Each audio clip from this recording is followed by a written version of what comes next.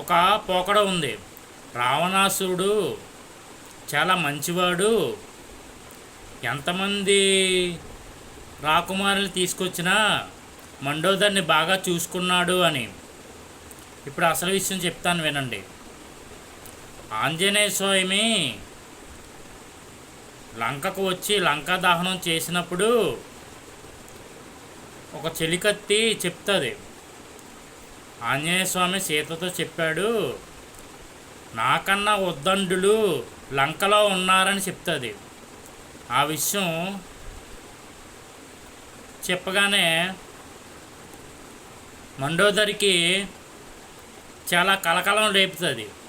అది రావణాసురు దగ్గరికి వచ్చి, అయ్యా సీతని చెర నుంచి విడిపించి రాముడికి అప్పచెప్పే, ఎందుకంటే నువ్వు మరణిస్తావు అని చెప్తుంది.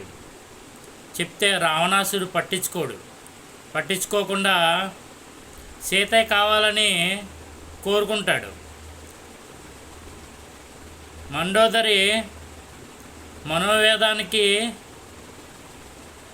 లోనయ్యి చాలా మానసికంగా బాధపడుతూ హింసపడుతూ ఉంటుంది. ఒక భర్త భార్యని మానసికంగా హింసించాడు అనుకోండి, అది చాలా మనోవేదనకి గురి చేస్తుంది. కాబట్టి రావణాసురుడు తన భార్య అయిన మండోదరిని మానసికంగా హింసించాడు. ఆ విషయం ఎవరికీ తెలియదు.